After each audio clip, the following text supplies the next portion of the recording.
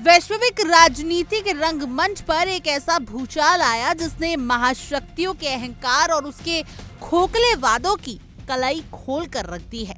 दशकों तक जिस नेटो संगठन की बैसाखी पर बैठकर अमेरिका पूरी दुनिया पर अपनी चौधराहट चलाता था, आज उसी अमेरिका ने गिरगिट की तरह रंग बदलते हुए अपने सबसे भरोसेमंद दोस्तों की पीठ में खंजर घोंप दिया है।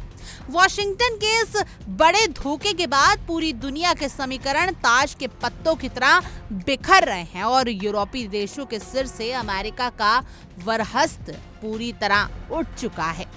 अब हालात ये हो गए हैं कि जो अमेरिका कल तक खुद को दुनिया का सबसे बड़ा रखवाला बताता था, आज वो मैदान छोड़कर भागता हुआ नजर आ रहा है और पूरे यूरोप को सुलगते अंगारों के बीच अकेला मरने के लिए छोड़ दिया है। इस पूरे महासंकट की शुरुआत तब हुई जब स्वार्थी अमेरिका ने ईरान के खिलाफ एक नया मोर्चा खोल दिया, लेकिन शांति की दुहाई देने वाले यूरोप ने इस बार वॉशिंगटन के इस आत्मघाती युद्ध से अपनी दूरी बना ली। बस फिर क्या था, खुद को दुनिया का बेताज बादशाह समझने वाले डोनाल्ड ट्रंप को ये गुस्ताखी बर्दाश्त नहीं हुई और उन्होंने जैसी करनी वैसी भरने की नीति अपनाते हुए यूरोप से मुंह मोड़ लिया।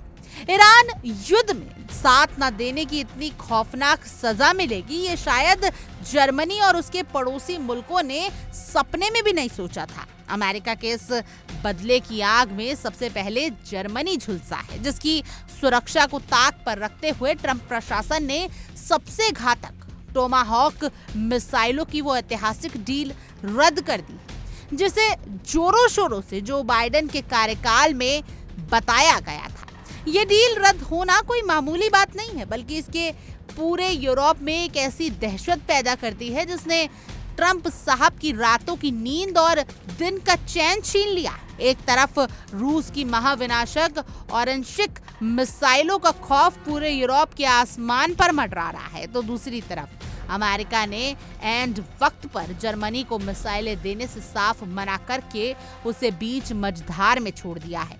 इस धोखे ने साबित कर दिया कि अमेरिका की दोस्ती सिर्फ कागजी शेर जैसी है, जो वक्त आने पर सबसे पहले दुम दबाकर भागती है। अब इस महासंकट के बीच सवाल उठ रहे हैं कि क्या वाकई महाशक्ति कहे जाने वाला अमेरिका रूस के खौफ से थर-थर कांप रहा है, या फिर ये ट्रंप का वो सोची समझी रणनीति के तहत लिया गया बदला है जिसने यूरोप को रूसी भालू के सामने पूरी तरह से निहत्था कर दिया है। असल में इस पूरे घटनाक्रम के पीछे पॉलिटिकलों की एक बेहद चौंकाने वाली खुफिया रिपोर्ट सामने आई है, जिसने पूरे यूरोपीय संघ के होश उड़ा दिए। इस रिपोर्ट ने साफ कर दिया कि ट्रंप प्रशासन अब जर्मनी को टॉमहॉक मिसाइलें भेजने की अपनी पुरानी योजना को पूरी तरह कूड़ेदान के हवाले करने जा रहा है। अमेरिका का ये कदम नेटो संगठन के भीतर ही भीतर दीमक की तरह खोखला कर रहा है, जिससे ये साफ हो गया है कि ट्रंप की अमेरिका फर्स्ट नीति के आगे किसी भी पुराने संगठन या दोस्ती की कोई औकात है ही नहीं। इस ऐतिहासिक समझौते को फाड़ कर फेंकने के पीछे अमेरिकी हुक्मरानों की अपनी एक गहरी और डरी हुई सोच काम कर रही है, जो उनके सुपर पावर होने के दावे पर एक बहुत बड़ा तमाचा है। पेंटागन के बंद कमरों में जो बातें छन कर बाहर आ रही हैं, उसके मुताबिक इस धोखे के पीछे दो सबसे बड़े और पुख्ता कारण मौजूद हैं, जिनमें से पहला कारण है व्लादिमीर पुतिन का वो खौफ जिसके आगे वॉशिंगटन के बड़े बड़े रणनीतिकारों के पसीने छूट रहे हैं। अमेरिकी अधिकारियों को इस बात का अच्छी तरह अंदाजा है कि अगर यूरोप के दिल यानी जर्मनी में अमेरिका की ये सटीक और घातक मिसाइलें तैनात हुई, तो रूस इसे सीधे तौर पर अपने खिलाफ खुली जंग और तनाव बढ़ाने वाला कदम मानेगा। पुतिन की आक्रामक नीतियों से डरा हुआ अमेरिका अच्छी तरह जानता है कि अगर रूस ने जवाबी हमला कर दिया तो उस आंख की लपटें सीधे वॉशिंगटन तक पहुंचेंगी और इसी डर के मारे अमेरिका ने अपने कदम पीछे खींच लिए हैं। वहीं दूसरी ओर सबसे शर्मनाक कारण ये है कि खुद को हथियारों का सबसे बड़ा सौदागर कहने वाले अमेरिका के पास अब खुद की रक्षा करने के लिए हथियारों का भयंकर अकाल आ गया है। ईरान के खिलाफ छेड़े गए युद्ध के शुरुआती कुछ हफ्तों में ही खोखले अहंकार से चूर अमेरिका ने अपनी हजारों टॉमहॉक और पैट्रियन मिसाइलें पानी की तरह बहा दी। नतीजा ये हुआ कि आज अमेरिका का अपना शस्त्रागार खाली होने की कगार पर पहुंच गया है और उसके पास खुद को बचाने के लिए भी पर्याप्त हथियार नहीं बचे।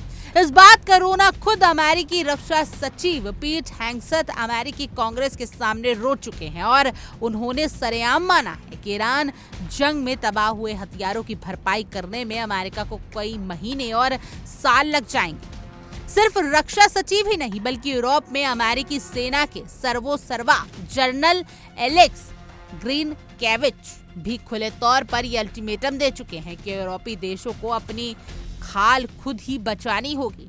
अमेरिकी जनरलों ने साफ कर दिया है कि अमेरिकी सेना का ध्यान और ताकत अब कहीं और व्यस्त है, इसलिए वो यूरोप की रखवाली के लिए अपने सैनिक और हथियारों की आहुति नहीं दे सकते। इस अमेरिकी बेरुखी का सीधा और पहला खमियाजा जर्मनी को भुगतना पड़ा, जहां पेंटागन ने एक ही झटके में अपने 5000 अमेरिकी सैनिकों की तैनाती को रद्द कर दिया। सैनिकों की वापसी के बाद अब टॉमहॉक मिसाइलों की बिक्री पर भी पूरी तरीके से रोक लगा दी गई है, जिसने जर्मनी को चारों तरफ से असुरक्षित कर दिया है। इस तरह अमेरिका ने अपनी बड़ी चालाकी से यूरोप का हाथ छोड़ दिया और पूरा का पूरा यूरोप अब रूस के सामने सीधे बारूद के ढेर पर आकर बैठ गया है। दूसरी तरफ यूरोप इस मौके का पूरा फायदा उठाने के लिए तैयार बैठा है। उसने अपनी सामरिक तैयारियों को चरम पर पहुंचा दिया है। पुतिन ने पहले ही कैलिनिग्राद में परमाणु हथियार ले जाने में सक्षम अपनी बेहद खतरनाक इस्कंदर मिसाइल तैनात कर दी है। इतना ही नहीं, रूस ने अपने सबसे भरोसेमंद साथी बेलारूस में मध्यम दूरी की उन ऑरेंशिक मिसाइलों का जाल बिछा दिया है, जो फलक झपकते ही तबाही मचाने के लिए कुख्यात है। ये वो कयामत लाने वाली मिसाइलें हैं जो अगर एक बार अपने लॉन्चर से छूट गई तो महज कुछ ही मिनटों के अंदर बर्लिन और पेरिस जैसे खूबसूरत शहरों में मलबे और राख के ढेर में तब्दील हो सकते हैं।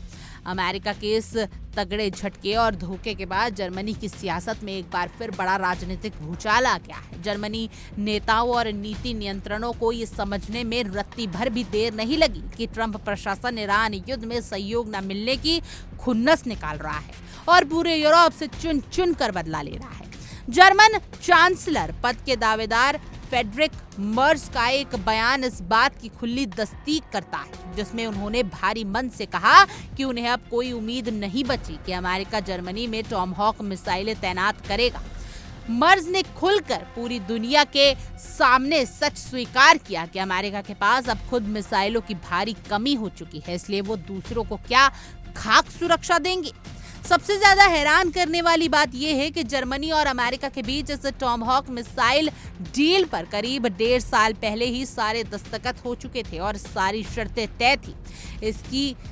इसके बावजूद इतने लंबे समय में अमेरिका इस सौदे पर कुंडली मारकर बैठा रहा और जर्मनी के बार बार पूछने पर भी उसने कोई साफ जवाब नहीं दिया। अमेरिका के इस टॉमहॉक वाले रवैये और धोखे से तंग आकर अब जर्मनी लंबी दूरी की मारक क्षमता हासिल करने के लिए सस्ते और दूसरे विकल्पों की तलाश में भटकने को मजबूर है। हालांकि रक्षा मामलों के विशेषज्ञ और रणनीतिकार अच्छी तरह जानते हैं कि आसमान में उड़ने वाला कोई भी मामूली ड्रोन एक टॉमहॉक क्रूज मिसाइल की मारक क्षमता और उसकी अचूक ताकत की बराबरी कभी नहीं कर सकता। जब अमेरिका ने अपने हाथ खींच लिए और सीधे तौर पर मदद करने से मना कर दिया तो डरे सहमे यूरोप ने अपनी जान बचाने के लिए एक नया खौफनाक चक्रव्यूह रचने का फैसला किया।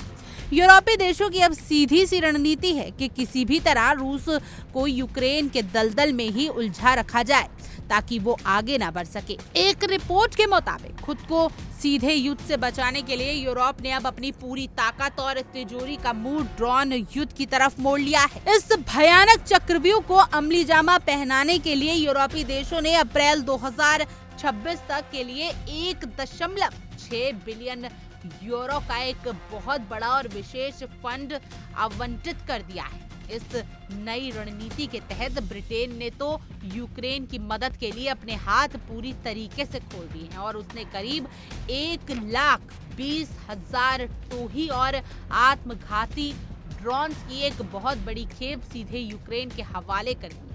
ब्रिटेन का मानना है कि इन ड्रोन्स के जरिए यूक्रेन की सेना सीधे रूसी धरती पर कहर बरपा सकती है और पुतिन की सेना को आगे बढ़ने से रोक सकती है।